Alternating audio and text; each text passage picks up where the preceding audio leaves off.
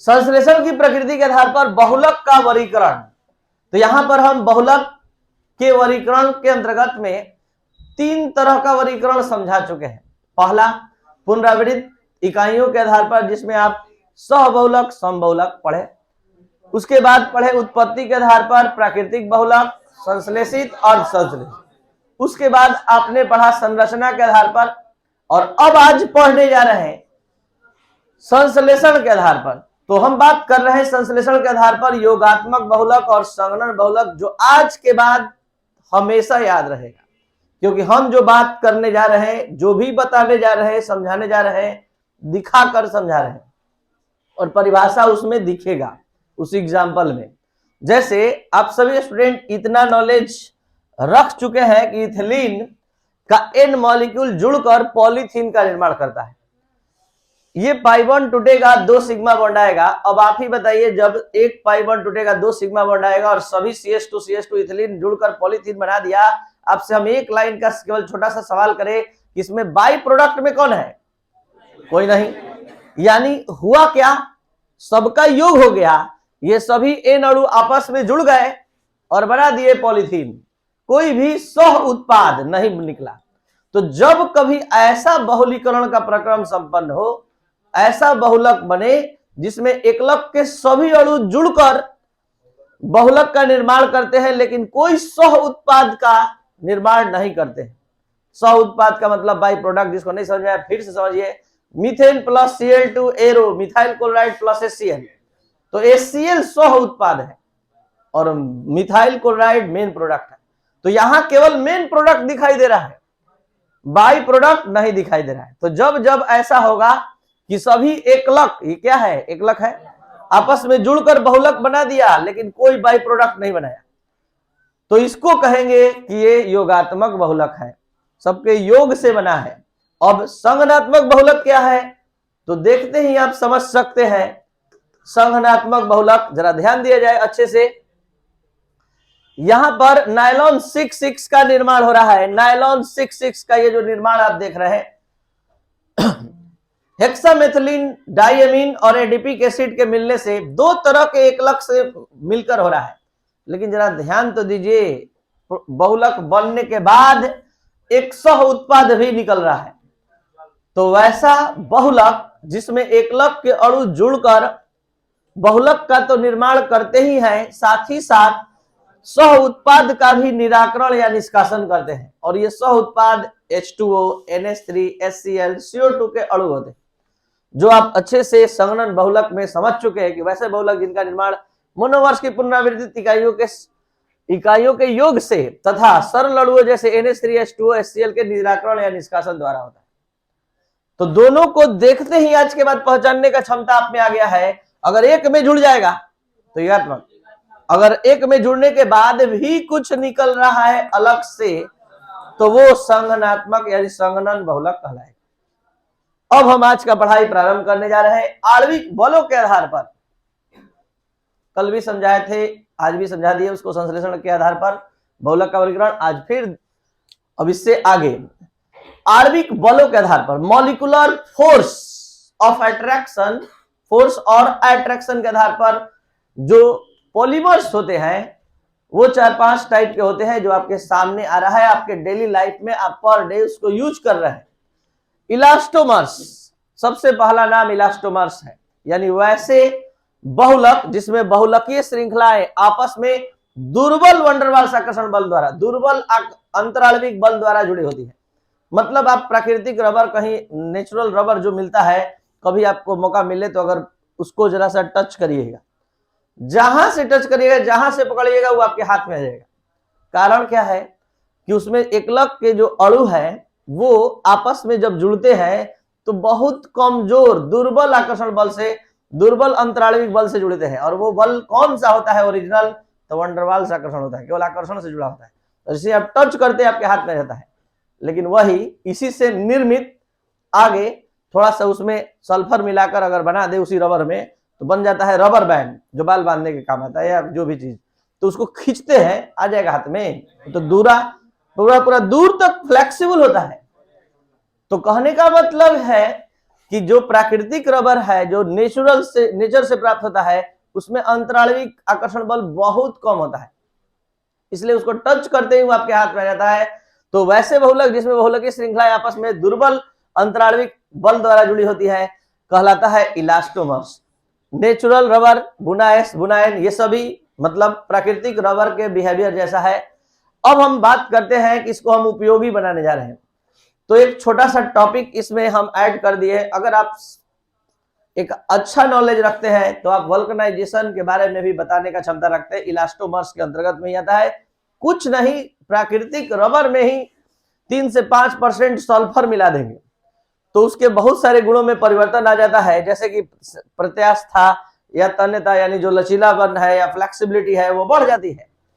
तो अब आप खींचेंगे तो वो आराम से खिंचाएगा, टूटेगा नहीं, वो अलग नहीं होगा अपने मुख्य पदार्थ से, मेन सब्सटेंस से। तो कहने का मतलब है कि वल्कनीकरण क्या है, बस कुछ नहीं, जो प्राकृतिक रबर है या इलास्टोमर्स है उसमें 3 से 5% सल्फर मिला देते हैं तो उसके गुणों में परिवर्तन आ जाता है। साथ ही साथ ये भी कह सकते हैं कि उसमें प्रत्यास्था या तन्यता में वृद्धि हो जाती है, तो इसे ही वल्कनीकरण कहते हैं। तो वल्कनीकरण केवल उसमें उसके प्रत्यास्था में या तन्यता में परिवर्तन लाने के लिए किया जाता है, और उसी से बना है रबर बैंड और उसी से बना है ग्लोब्स। तंतु या रेशा। अब देखिए, फाइबर्स और इलास्टोमर एकदम अपोजिट चीज है। उसमें क्या है कि इलास्टोमर्स में कि आप उसको टच करते हैं तो वो आपके हाथ में रहता है, एकदम दुर्बल अंतराणविक आकर्षण बल द्वारा मोनोमर्स बने होते हैं। इसमें ये तंतु या रेशे ऐसे है कि आप दूर तक रस्सी या रेशा जो खींच कर धागा ले जाते हैं तो काफी दूर तक, इसलिए क्योंकि सभी प्रबल अंतराणविक आकर्षण बल द्वारा जुड़े होते हैं जो एकलक अणु है। तो वैसे बहुलक जिनमें लंबी रैखिक बहुलकीय श्रृंखलाओं के मध्य प्रबल अंतराणविक बल होता है, एक चीज ध्यान दीजिएगा, वहां पर भी अंतराणविक बल है, यहां भी अंतराणविक बल है। वहां पर अंतराणविक बल जो है वो वंडर वाल्स आकर्षण बल है, और यहाँ का जो बल है वो हाइड्रोजन बंधन है जो उससे ज्यादा मजबूत होता है। तो यहाँ पर सभी एक दूसरे से काफी प्रबलता से जुड़े रहेंगे। इसे ही कहते हैं तंतु या रेशा। ये इंग्लिश में आप बोला करते हैं अक्सर फाइबर। नायलॉन 66 आपको पता होना चाहिए, एक कॉटन का कपड़ा होता है, एक टेरिलिन का होता है। टेरिलिन वाला फटता ही नहीं है जल्दी, काफी दिनों तक चलता है। कारण है कि उसके मोनोमर्स काफी स्ट्रॉन्ग आकर्षण मतलब फोर्स ऑफ अट्रैक्शन से बंधे होते हैं, और उसमें कौन सा बॉन्ड होता है? Hydrogen bond.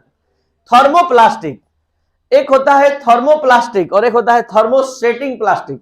दोनों को एक बार में समझने पर आपके दिमाग में ठहरेगा और आप बिना मेहनत के, बिना याद किए लिख सकते हैं आज के बाद थर्मोप्लास्टिक और थर्मोसेटिंग प्लास्टिक।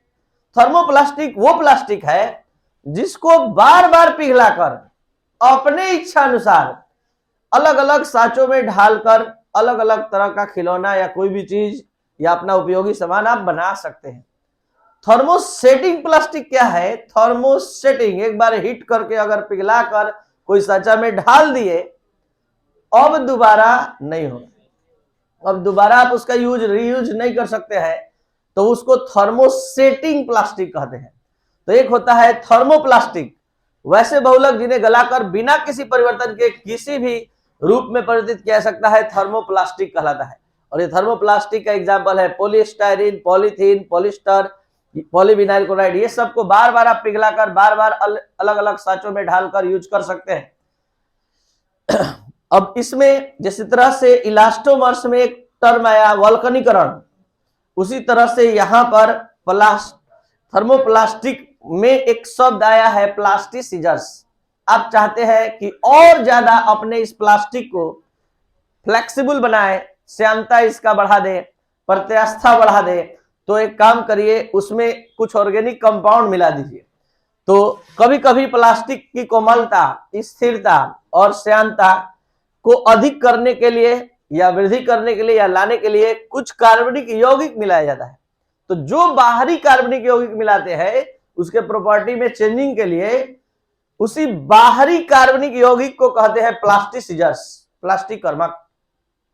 तो किसी से अगर आप कुछ डिस्कस करेंगे तो यही दो टॉपिक वल्कनीकरण और प्लास्टिसिजर्स पूछने और समझने लायक है, उसके नॉलेज को चेक करने लायक है, या आप अपने नॉलेज को दिखा सकते हैं कि आपको भी कुछ आता है।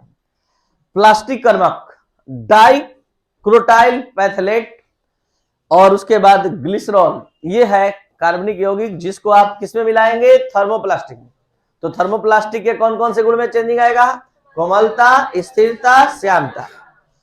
और थर्मोसेटिंग प्लास्टिक वैसे बहुलक जिन्हें एक बार गर्म करके अगर पिघलाकर अस्थायी रूप से अगर किसी सांचे में ढाल दिए तो पुनः पिघलाया उसको नहीं जा सकता, एक बार सेट हो गया तो सेट हो गया, ठीक है।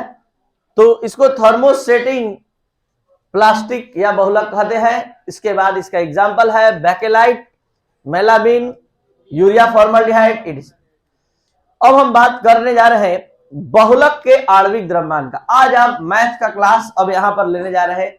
यहां पर पॉलीमर का बहुलक का आणविक द्रव्यमान 5 मिनट में एकदम अच्छे से हमेशा के लिए समझ में आ जाएगा। एक एग्जाम्पल अलग से मैथ से उठाकर दे रहे हैं जो आपके माइंड को तैयार कर देगा समझने के लिए। आप पढ़ने के जरिए पहले माइंड में फिट कीजिए, बहुलक का आणविक द्रव्यमान निकाला जा रहा है। और बहुलक किससे बनता है, एकलक से। और एकलक एक प्रकार का भी हो सकता है, एक से। तो आइए थोड़ा सा पहले मैथ पढ़िए। एक क्लास के 3 स्टूडेंट हैं।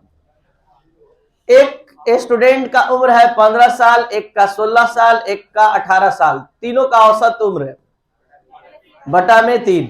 सबको समझ में आता है। एक दूसरे क्लास में 10 स्टूडेंट का उम्र है 15 साल, 12 स्टूडेंट का उम्र है 17 साल, 18 स्टूडेंट का उम्र है 16 साल।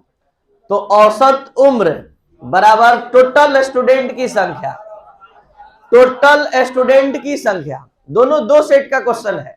अब आज लगभग आईएससी के समाप्ति पर आप है और अब आप ग्रेजुएशन लेवल में प्रवेश करने जा रहे हैं, एसएससी, बैंकिंग, रेलवे। तो क्यों नहीं शुरुआत हम ही कर दें औसत चैप्टर से मैथ का। तो औसत का पहला कॉन्सेप्ट यही है, साधारण 0 लेवल का। उससे थोड़ा सा हाई यहाँ कि यहाँ पर सेट पर क्वेश्चन है कि 10 स्टूडेंट का उम्र है 15 साल, 12 स्टूडेंट का उम्र है 17 साल और 18 स्टूडेंट का उम्र है। तो औसत उम्र निकालने के लिए इस तरह से निकाला जाता है और बटा में कुल स्टूडेंट की संख्या होती है। आज आप बहुलक का आणविक द्रव्यमान निकालने जा रहे हैं। एकदम एग्जाम्पल के साथ आपको अच्छे से सबको समझ में आएगा क्योंकि उस तरह से एग्जाम्पल दे दिए, आपका दिमाग तैयार हो गया। बट पर ध्यान दीजिए, यह है नायलॉन 66। आपसे केवल एक सवाल करेंगे कि कितने प्रकार के एकलक से मिलकर बना है। एक हेक्सामेथिलीन डायमीन और दूसरा। तो इस एकलक का संख्या मान लिए 6000।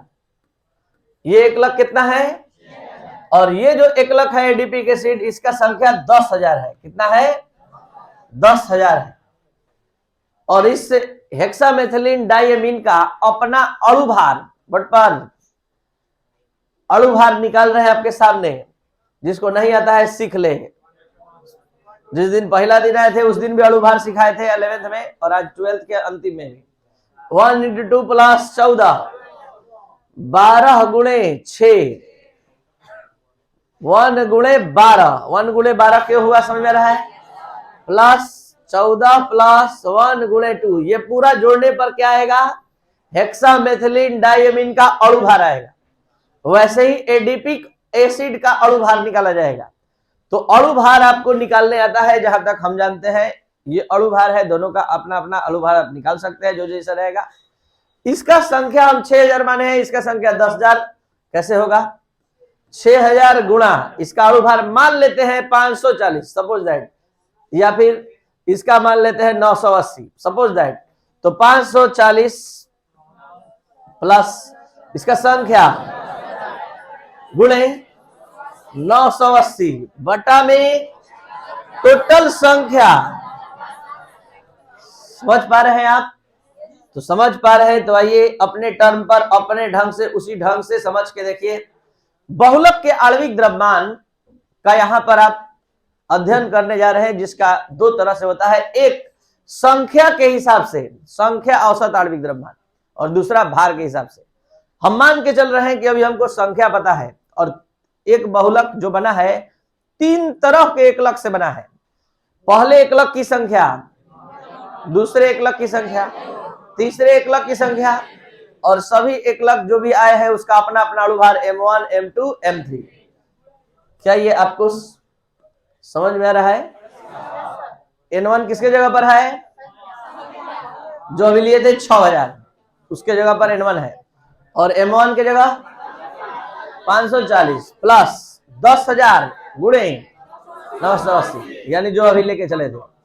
तो इसका मतलब संख्या औसत आणविक द्रव्यमान की गणना करने के लिए संख्या गुणे आणविक द्रव्यमान, प्रथम एकलक का संख्या गुणे प्रथम एकलक का आणविक द्रव्यमान प्लस दूसरे एकलक की संख्या गुणे दूसरे एकलक का आणविक द्रव्यमान प्लस तीसरे एकलक की संख्या गुणा तीसरे एकलक का आणविक द्रव्यमान बटा में कुल एकलक की संख्या।